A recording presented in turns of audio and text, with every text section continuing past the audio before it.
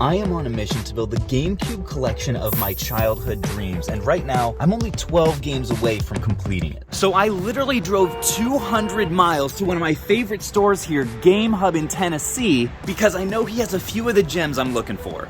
All right, so Ryan, hit me with the first game that you've been holding for me. All right, so Ryan, the owner here, already had my full list of the games I'm looking for. Universal Theme Park Adventure is one of the lowest dollar games that for some reason I just have not come across yet, and this one is complete with the case. But there's a little bit of a catch, because as you guys know with this series, I'm not trying to pay anything out of pocket for the games that I get. So I'm gonna have to go back into Ryan's labyrinth of games back here and try to find enough stuff so that the projected profit of those flips pays for this game. But first I've got to ask Ryan, what would you normally have this game priced at in your store? Probably like 20-ish. 20-ish, okay. And what's the exclusive Phoenix Resale GameCube Gambit price? 13. All right, folks, so we've got to find 13 bucks worth of profit out here in these shelves, and then we'll figure out what the next game he saved for us is. So the question is, what section of the store do I want to try to find this profit in? We've got a whole bunch of Wii stuff over here, PS2, Xbox is all on this wall, we got PlayStation. Would be kind of interesting to try to find it in the GameCube section, but I've already cleaned a lot of this stuff out before. So we'll have to see. Oh, Wii U's interesting. I may actually have to start with this PSP section though. You guys know I buy a lot of that stuff to flip.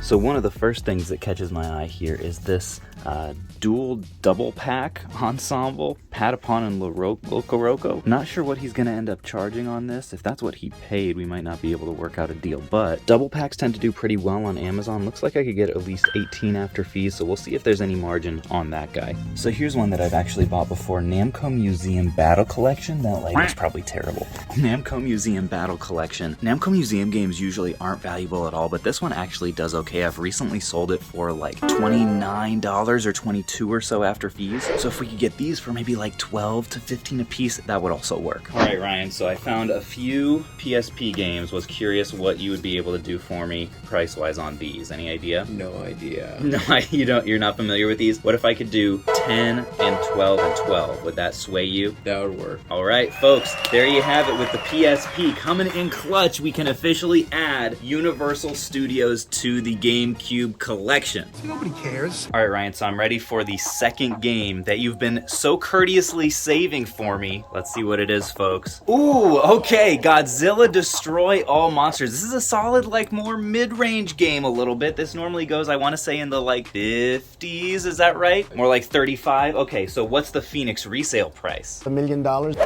25? All right, folks. He's making it easy on us today. $25 for this bad boy. Let's go find some more profit.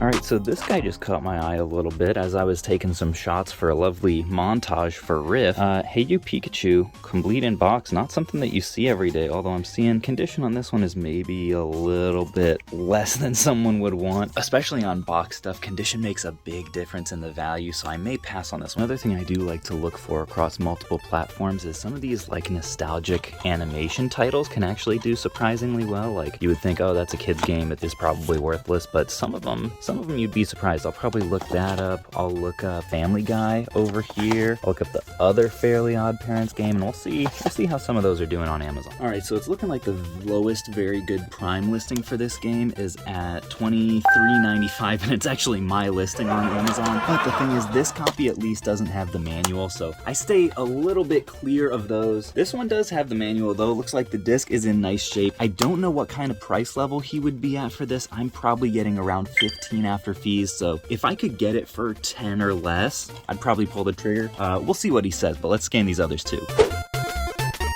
So Shadow Showdown is actually not doing as well. It's only going for like 11 after fees, which means there's probably not as much wiggle room on this. Family Guy also would get me around 15 after fees if I could find one in very good condition, but unfortunately all 5 of these are missing the manual, probably because I bought the very good condition ones here before.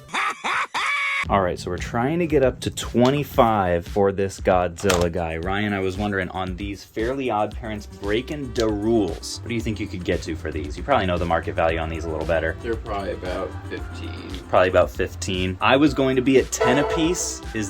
Would that work for you? That would work. He says it would work, folks. So this puts us at $15 because we can likely get around 15 after fees. This puts us at $15 towards our Godzilla game, which means we need 10 more. Another thing that piqued my interest a little bit was, you guys know I'm always looking for sealed stuff. So some of these even like lower dollar titles like Connect Sports 2 is one. Well, with that seal, maybe not. But I like to look these up and see what the new price is on Amazon, because it's oftentimes substantially higher than the used price, but they're not necessarily going to sell for that in store. So there's oftentimes a good bit of opportunity with these guys. I did want to say one thing that people are often surprised about with my videos when I go into stores like this, that I know the owner, that I'm in relatively often, is they'll say, Caleb, what are you doing? Like, why are you talking about the prices that you're gonna get for stuff, like, right in front of the person that you're buying from? Like, you're a terrible negotiator. Why would you ever give that away? Ooh, by the way, I may have stumbled upon a really solid gem here. We've got a Ghost Squad. Looks like a kind of, shovelware-y kind of a game. Normally it only goes for like 11 or 12 bucks, but this is what I was talking about. In new condition on Amazon, we're looking at like 30 after fees. So I would guess we can probably snag this thing for 15 and close that gap that we need for the other game. And the answer is exactly the exact same as the answer why I'm comfortable going into a video game store or to a vendor booth at a convention and looking everything up right in front of them. It's that there's a very real shared understanding between video game sellers. We're all out here playing the same game. We're all trying to buy games for cheaper than we sell them, make a little bit of money. So I've always just found that being completely honest about my intentions, about my margins, is usually going to be the best policy, because nobody is confused from the beginning that I'm out here to make money. So I don't feel like I have to fake anything. And I also don't want to posture like, hey man, I think I'm going to make $10 on this game. And then he goes to my eBay store and sees that I'm trying to make like 3 times that. Long story short, I think in business in general, being upfront and authentic with people, you don't always have to in negotiations tell people exactly what you're hoping to make on stuff. That'd be silly. But in the right context, when you're dealing with other business owners, I think it makes a lot of sense, and it's worked out great for me. All right, Ryan, I found this Ghost Squad sealed Wii game. Do you know what you're asking on that? I want to say it's about 20-ish. 20? Could you do 15 for me? I can. Nice shot! There you go, folks. Godzilla Destroy All Monsters. That actually puts us $5 over what we needed for this game, but that's fantastic. Just for the viewer's reference, do you have any idea what you might have into this game? Probably like $2. $2! $2. Okay, so he's making 13. I'm probably making around 15, folks. It's a win-win. All right, to recap, folks, we bought 3 PSP games to profit enough to get Universal Studios. We got these 4 games to profit enough to buy Godzilla, but there's still one more gem that Ryan has not revealed yet. Ryan, what is that game? Oh boy, folks. Def Jam Fight for New York. This game is so expensive. Oh, and it's even complete. Look at that, folks. So, Ryan, what would you have charged for this in store? 200 bucks. Okay, so that is around what this game normally goes for, believe it or not. And so what's the price that I'm shooting for today to try to find? 150 bucks. That is a fantastic hookups, folks. So let's get back out here and see what kind of stuff we can find. I was taking a look at this console section early and was like, maybe there's a little bit of room to negotiate here. One thing that I did see, the God of War PlayStation 4. Now, this console is not going to be cheap, but I wouldn't be surprised, like special edition stuff just does really well on Amazon. So there may be some room for a collaboration, we'll say, on that one. And then also a couple of fantastic N64s. Those are great to see as well. So folks, we definitely have our work cut out for us with this last game, but what I love so much about this series is, you and I all know, collecting has gotten freaking expensive. The explosion in the popularity of the hobby has just made prices so expensive, but through flipping stuff, through getting out there, getting your hustle on, buying, selling, whether that's with video games or action figures or shoes or vintage clothes or whatever you might like, everyone can build up enough of a budget to get some of those titles that mean so much to us. For example, this Twisted Metal 2 I actually just sold in very good condition for 40 bucks. I think I got like 30 after fees, so if we can get 20 for that, that'll be worth it. I would have loved to pick up this Lost World too, but unfortunately it's missing the front case art, so I'll pass on that. Another thing that I'll steer a little bit clear of that you guys may have thought that I would go for is like these big main first party titles. Ryan gets amazing prices for these in store and they sell super quick, so this is the kind of thing that he's not as likely to negotiate on, which makes total sense for him. Ooh, coming back to the good old GameCube section.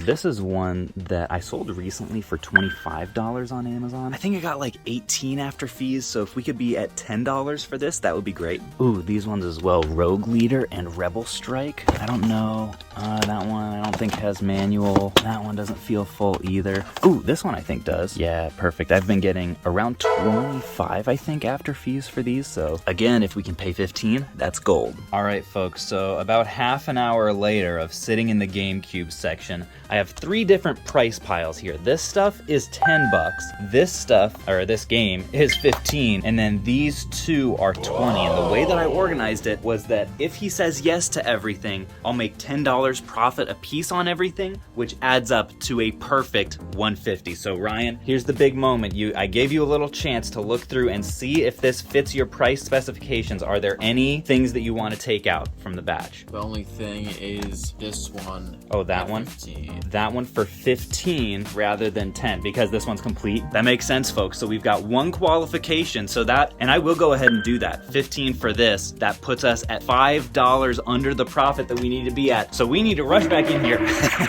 and figure out something else to buy that will get us at least $5 profit. I like our chances. Ooh, maybe Barnyard, since we did have some luck with that in the GameCube section. And that's a no. Oh, but what is this I spy? It's in the wrong section of the store, folks. Check that out. A sealed Ben 10 Omniverse. Let's go. Really hoping that this one's worth something. Only 12 bucks. Dang it.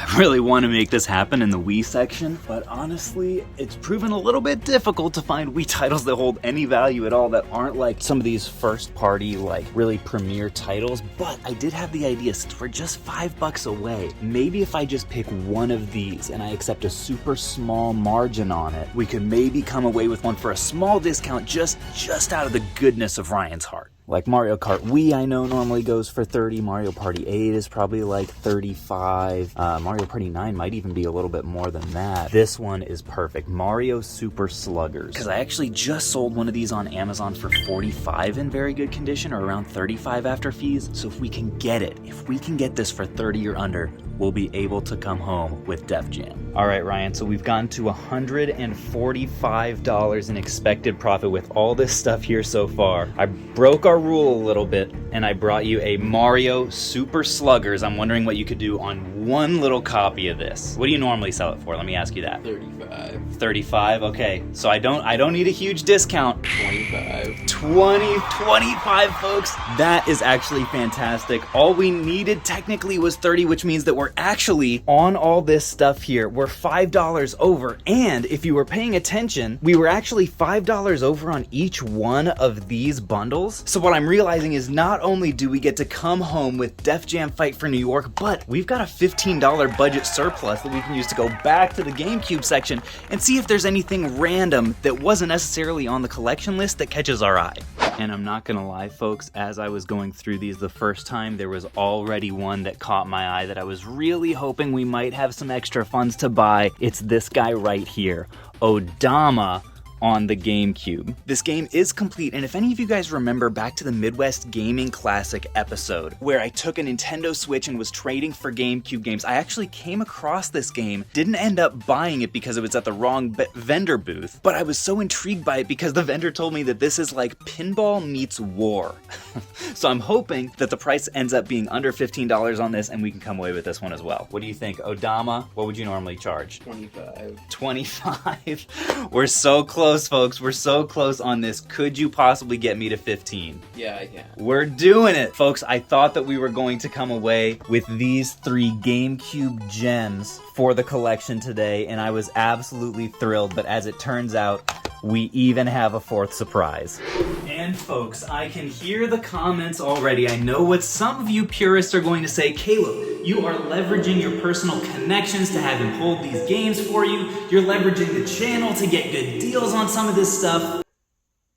Doesn't that violate the whole purpose of this challenge? And to that I would say, Because here's the thing, I totally could have gone to pawn shops and video game stores on the way there and built up a budget the standard way. I just kind of thought this video format would be a little bit interesting, give it a little spice to the challenge. And second of all, look at this list. Look at the list at this point. Once we cross these off, we're going to have less than 10 games to go in this challenge, which is crazy. But it also means that I have to get really creative and use every string that I possibly have to pull. Because realistically at this point, since I don't live in a huge city, the single only way that I could get most of these games is going to a video game convention. So if you guys want to see GameCube Gambit episodes more often than every like 2 months, I think methods like this are in order every once in a while.